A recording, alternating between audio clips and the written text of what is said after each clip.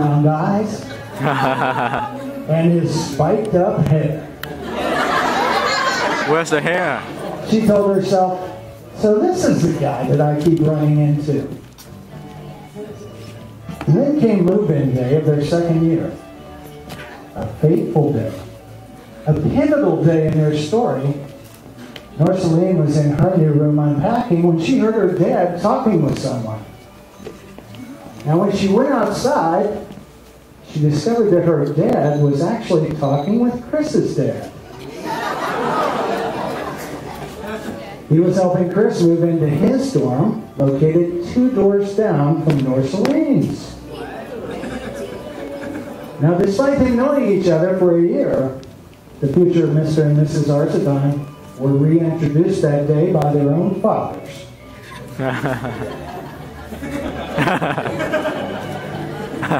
Once again, the year passed without communication, and again they frequently ran into each other around the grounds. And then in the fall semester of their 3rd year, Chris and Norcelene landed in the same Korean history class. Norcelene thought to herself, who is that guy who always sits in the back of the room with that bright yellow visor on his head?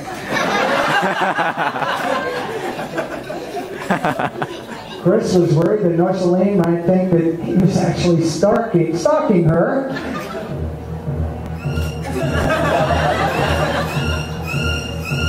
And then, in the spring semester of their 3rd year, Chris suddenly started showing up everywhere Norcelene was. At student organization events, in the dining hall, even arranging to meet Norcelene and some mutual friends to play billiards at the student game center on Friday afternoon. Now, Chris is a great pool player, but he let Norcelene win every time they played. Chris even joined the Cambodian student organization because Norcelene was one of the officers. And when the group planned to do a hip-hop routine at a talent show, it was Norcelene who made sure that Chris was her dance partner.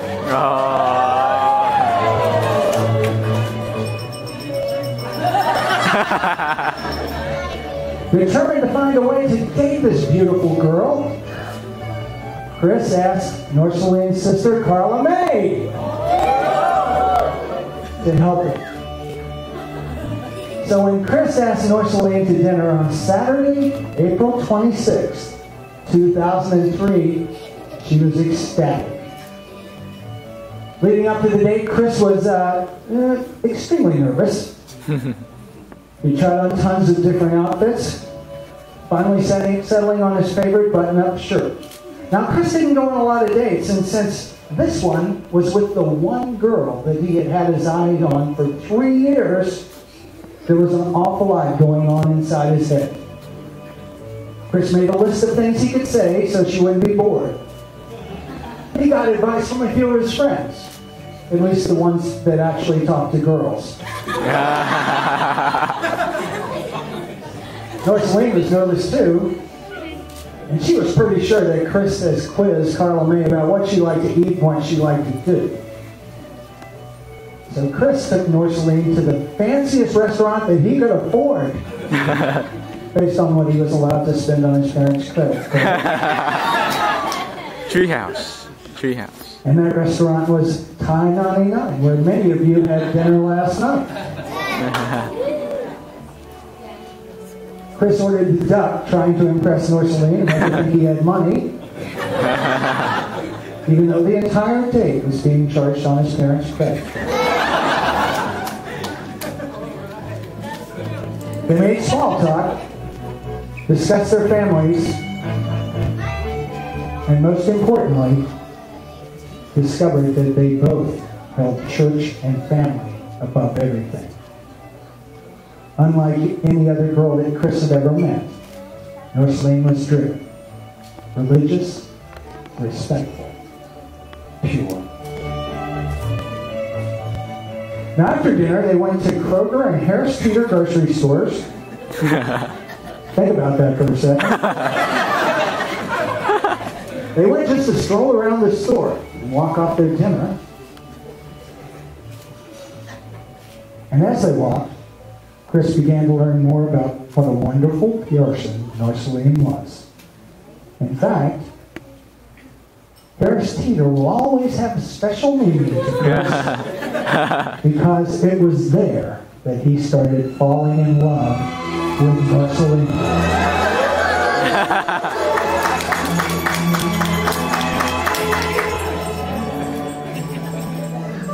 When Chris dropped Norcelene off at her apartment, they both said they had a good time, although Chris wasn't so sure because they really didn't talk much. But they did keep going on dates. They sometimes took strolls around the grounds in the evening. And it was one of those nights at the footsteps of Mr. Jefferson's rotunda on the UVA lawn that Chris asked Norcelene to officially be his girlfriend.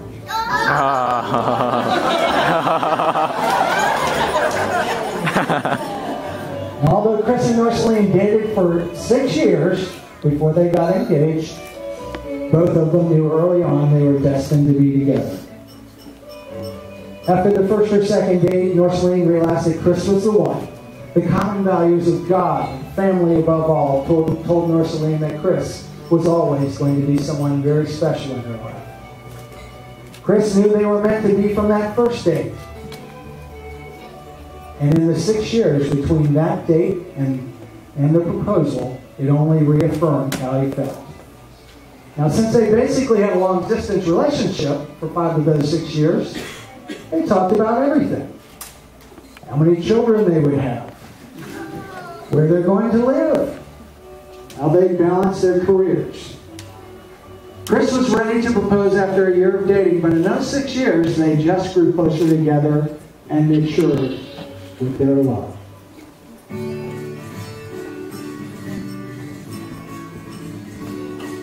Ring shopping was a lengthy process.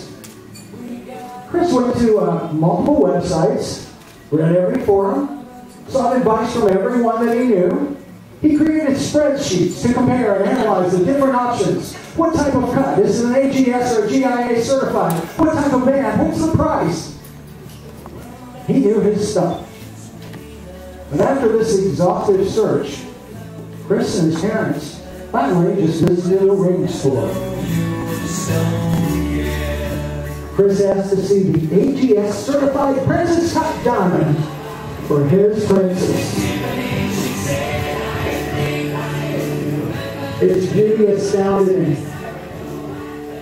He finally had the ring. But the hard part was still to come. He had to talk to Norcelene's parents. So it was with Carla May's help, again, Carla May, Chris got Norcelene out of her parents' home one weekend so he could speak with them. Now soon he found himself alone in the kitchen with Mr. and Mrs. Chavez and his ring. He told them he had something important to ask them, pulled out the ring, and announced his intentions to marry their daughter. Before they could respond, Chris launched into a dissertation about how much he loved Norcelene. He would do anything to see her happy and would do anything for her. And all of a sudden, Chris was crying and... well, how could the Chavezes have done anything other than giving their full blessing and welcome into the family?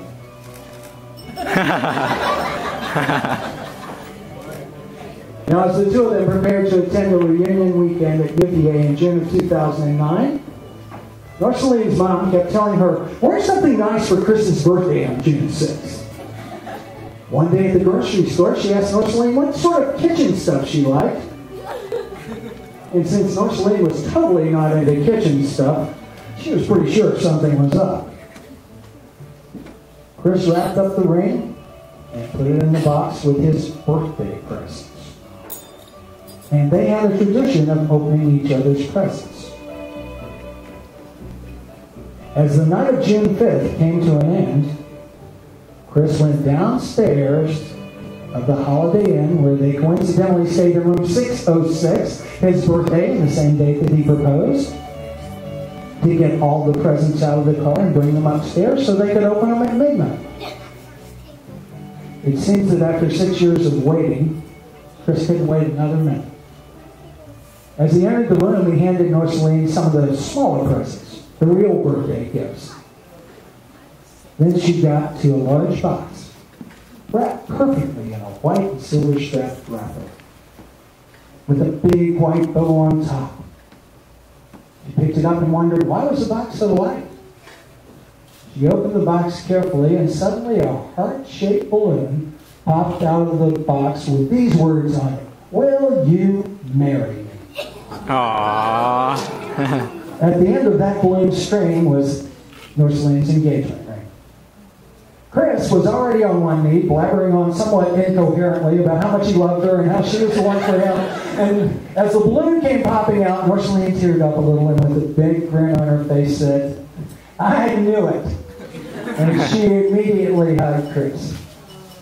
Chris took that as a yes and immediately became the happiest and luckiest person in the entire world. Aww. Now, before Chris and Norcelene continue, I'd like to share with you exactly what they had to say about each other. Here's what Norcelene had to say about Chris, and I'm going to quote. "Chris is the perfect man for me because he accepts me for who and how I am. We balance one another. For example, he's more easygoing, whereas I like to operate on a strict regimen.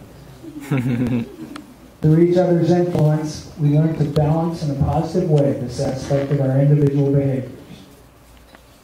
Chris supports and encourages me in my goals and helps me get through life's challenges. He helps me become a better Catholic and Christian by being an example and always reminding me the good and beauty in everything and in everyone, and in myself, especially in the toughest of situations. He makes me feel like the most beautiful person in the world, and that I can attain anything I've worked hard for. He's my best friend, and I know he'll be a great husband and father." During our graduation day, I was sitting and listening to the speech of John Warner on the UVA lawn in front of Old Cabell Hall. Norcelene happened to look down on the grass, and she found a 4-leaf clover, which she'd never found in her life. Trust me, I searched long and hard as a kid, and I finally gave up. But this one is symbolic of Chris and my experiences at UVA. It was, after all, in front of Old Cabell Hall and the footsteps of a rotunda on the lawn where it all began. What more perfect place than where we first met to celebrate the beginning of our married life. End quote. Now, here's what Chris had to say about Norcelene, and again quoted. "Norcelene is the perfect woman for me. She comforts me when I'm down, always tries to keep me sane and happy, and helps me out whenever I'm in need of it. She'll always be my best friend, and I don't know what I would be doing or where I would go if I didn't have her on my side. I can't and don't want to imagine my life without her." Ladies and gentlemen, once again, Mr. and Mrs. Chris and Norcelene Arzadon.